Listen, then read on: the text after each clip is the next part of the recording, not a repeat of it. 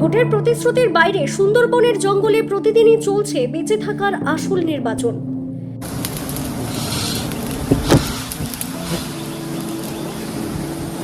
এখানে ভোটের হাওয়া ফিকে, পেটের তাগিদে প্রাণ হাতে সুন্দরবনের জঙ্গলে মধু সংগ্রহে পুরুষদের সঙ্গে মহিলাদের লড়াই, অনুমতি নিতে সরকারের সঙ্গে লড়াই। রাজ্য জুড়ে যখন নির্বাচনের উত্তাপ তুঙ্গে, রাজনৈতিক মঞ্চে প্রতিশ্রুতির ঝড় শুধু। সুন্দরবনের প্রান্তিক গ্রাম গুড়গুড়িয়ায় ছবিটা একেবারেই ভিন্ন। এখানে ভোটের আলোচনা নয়, বড় হয়ে উঠেছে পেটের জ্বালা। আর সেই তাগিদেই প্রতিদিন প্রাণ হাতে নিয়ে গভীর জঙ্গলে ঢুকছেন পুরুষদের পাশাপাশি মহিলারাও। সকাল হলেই দল বেঁধে নদীপথ পেরিয়ে অরণ্যের উদ্দেশ্যে রওনা দেন তারা। সঙ্গে থাকে সদ্য বিবাহিত পুত্রবধূ। সংসারের দায় কাঁধে তুলে নিয়ে নতুন সদস্যদেরও দ্রুত শিখিয়ে নিতে হচ্ছে এই বিপজ্জনক পেশা। কারণ এখানে বাঁচতে হলে কাজ করতেই হবে, বাড়িতে বসে থাকার সুযোগ নেই। সুন্দরবনের এই অঞ্চলে মধু সংগ্রহ শুধুমাত্র জীবিকা নয়, এক প্রকার জীবন মরণ খেলা। জলে কুমিরের আতঙ্ক, ডাঙায় রয়্যাল বেঙ্গল টাইগারের ভয়, তার মধ্যেই গাছের উঁচু ডালে ঝুলে থাকা মৌচাক। সেই চাক ভেঙে মধু সংগ্রহ করতে গাছে ওঠেন পুরুষেরা, আর নিচে দাঁড়িয়ে পাহারা দেন মহিলারা। যে কোনো মুহূর্তে বাঘের আক্রমণ ঠেকাতে প্রস্তুত থাকেন তারা। মৌমাছি তাড়াতে খড় জ্বালিয়ে ধোঁয়া তৈরি করা হয়, সেই ধোঁয়ার আড়ালেই শুরু হয় মধু সংগ্রহ। কিন্তু সামান্য অসাবধানতাই ডেকে আনতে পারে বড় বিপদ। মৌমাছির আক্রমণ, গাছ থেকে পড়ে যাওয়া কিংবা হিংস্র প্রাণীর হঠাৎ হামলা। মহিলাদের উক্তি, নতুন বউকেও সঙ্গে নিয়ে যেতে হয়, না হলে সংসার চলবে কিভাবে? তার উপরে বৈধ পাশ দেওয়া হচ্ছে না, লুকিয়ে জঙ্গলে যেতে হচ্ছে। বাধ্য হয়ে নামতে হচ্ছে রাস্তায় আন্দোলনে। অভিযোগ তুলছেন স্থানীয় মধু সংগ্রহকারীরা। তাদের দাবি, জঙ্গলে মধু সংগ্রহের জন্য প্রয়োজনীয় বৈধ পাস অনেক ক্ষেত্রেই মিলছে না, ফলে বাধ্য হয়ে লুকিয়ে চুরিয়ে জঙ্গলে ঢুকতে হচ্ছে তাদের। এতে ঝুঁকি আরও বেড়ে যাচ্ছে বহুগুণ। এই সমস্যার প্রতিবাদে সুন্দরবন লাগোয়া বিভিন্ন এলাকায় বারবার আন্দোলন ও বিক্ষোভে সামিল হয়েছেন স্থানীয় মানুষজন। প্রশাসনের দৃষ্টি আকর্ষণ করতে একাধিকবার রাস্তায় নেমেছেন তারা। তবু অভিযোগ, সরকারের তরফে তেমন কোনো কার্যকর উদ্যোগ দেখা যায়নি। স্থানীয়দের মধ্যে বিকল্প জীবিকার সুযোগ প্রায় নেই বললেই চলে। পর্যাপ্ত নিরাপত্তা ব্যবস্থারও অভাব রয়েছে, ফলে প্রতিদিনই জীবনের ঝুঁকি নিয়ে জঙ্গলে যেতে বাধ্য হচ্ছেন তারা। দিন শেষে হাতে আসে সামান্য কিছু মধু, যা বিক্রি করে কোনো মতে চলে সংসার। কিন্তু সেই আয়ের পেছনে লুকিয়ে থাকে অসংখ্য অনিশ্চয়তা, ভয় আর মৃত্যুর সম্ভাবনা। ভোট আসবে যাবে, হয়তো সরকার বদলাবে, কিন্তু সুন্দরবনের এই প্রান্তিক মানুষের জীবনযুদ্ধ কতটা বদলাবে সেই প্রশ্ন থেকেই যাচ্ছে।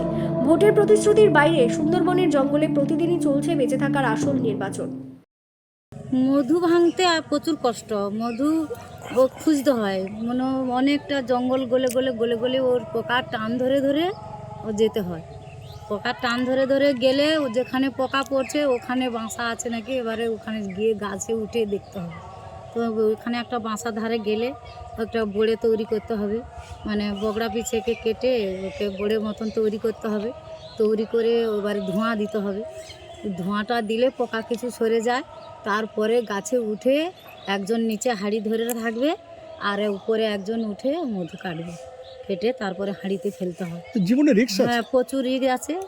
মানে বাঘে খাবে কি খাবে, তখন আর ওদিকে বাঘের দিকে লক্ষ্য থাকে না। অনেকে এই মধু ভাঙতে গেলে বাঘে খায়, ধরে নিয়ে যায়, তবু যেতে হয়, কষ্টেতে যেতে হয়। মধুটা প্রচুর গাছের উপরে থাকে। মধু কোথায় বিক্রি করেন? মধু ফরেস্টারে নেয়, আমরা পাশ কেটে যাই, ফরেস্টারে দেয়, তারা ন্যায্য মূল্য যেরকম হয় সেরকম। আপনার নাম? সুমিত্রা মান্না।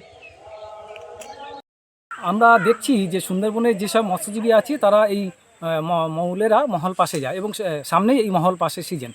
সেখানে আমরা যে গত 3 বছর আগে সেখানে 3 দফায় মহল পাস দেওয়া হতো 15 দিন করে, কিন্তু আমরা দেখছি যে গত বছর এই কুলতলির চিতুরি ফরেস্টে এখানে 1 দফায় মহল পাস দেওয়া হয়। তার কারণ একটা বিশেষ, যে তারা এই মৎস্যজীবীদের যাদের জীবন জীবিকার উপর নির্ভরশীল মৌলেরা, তাদেরকে উৎখাত করার চক্রান্তের মাধ্যমে তাদেরকে বাক্সের মধু এখানে বসানো হচ্ছে, এবং যে বাক্সের মধু থেকে তারা কম দামে মধু সংগ্রহ করে নিচ্ছে। যে বন দপ্তরের যে চাহিদা মধুর, সেই চাহিদা তারা ওই বাক্সের মধু থেকে ঘাটতিটা মিটিয়ে নিচ্ছে, এবং এই যে মৌলে যারা আছে তাদের মধু সেইভাবে নেওয়া হচ্ছে না। অর্থাৎ আমরা জানি যে এই সুন্দরবনের মতো জিআই খ্যাত পৃথিবী বিখ্যাত মধু, সেই মধুর এখানে সেই দাম সেইভাবে দেওয়া হয় না, অথচ এখানে বাক্সের মধু নিয়ে তারা এখানে পূরণ করছে। আমরা অবিলম্বে দাবি জানাই যে এই যে বনের মধ্যে, জঙ্গলের মধ্যে যে বাক্সের মধু বসানো হচ্ছে, সেই মধু বন্ধ করতে হবে, এবং এই যে বন্ধ করে তাদের যারা গ্রামের যে যারা মৎস্যজীবী মৌলে আছে তাদের জীবিকা যাতে পরিষ্কারভাবে থাকে, তারা যারা জীবিকা অর্জন করতে হবে, তাদের মহল পাশের ব্যবস্থা করতে হবে।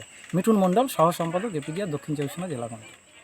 জঙ্গল নির্ভর মানুষরা সাধারণত সুন্দরবনের জঙ্গলের উপর যাদের জীবনযাত্রা, ধীরে ধীরে তাদের জীবনযাত্রার মান ধীরে ধীরে কমে যাচ্ছে। মান কমে যাচ্ছে বলতে তাদের অধিকারগুলো খর্ব করা হচ্ছে। এখানে কোর এরিয়া বাড়িয়ে দেওয়া হচ্ছে, বাফার এরিয়া কমে যাচ্ছে ধীরে ধীরে। বা এমন এমন জায়গায় বাফার এরিয়া ঘোষণা করা হচ্ছে যে জায়গায় তারা জীবিকা নির্বাহ করতে পারবেন না। উদাহরণ হিসেবে যদি আমি বলি, আপনাদের এখানে যে কেল্লার জঙ্গল রয়েছে, কেল্লার জঙ্গলে এখানে বাফার জোন হিসেবে ঘোষণা করেছে, কিন্তু সেখানে বা এখানে বন দপ্তর থেকে বলা হচ্ছে এই ধরনের জঙ্গলগুলোতে যাও, কিন্তু এই ধরনের জঙ্গলগুলোতে গিয়ে এই মানুষগুলি তারা কোনো উপকারই পাবেন না বা কোনো উপকার পাচ্ছেন না, কারণ সেখানে সেরকম পরিস্থিতি নেই। অন্যদিকে যে কোর এরিয়ার মধ্যে যেগুলো নিয়ে নেওয়া হচ্ছে ধীরে ধীরে, যার ফলে এদের জোন কমে যাচ্ছে। এবং আরেকটি সমস্যা, সবচেয়ে বড় সমস্যা যেটা আসছে, যে বাক্স বসানো হচ্ছে। বাক্সে বসানোর ফলে ন্যাচারাল মধুর পরিমাণ কমে যাচ্ছে। স্বাভাবিক মধু আসছে না, কারণ সেই মৌমাছিগুলো ওই বাক্সের মধ্যে চলে যাচ্ছে, মধুর মান কমছে।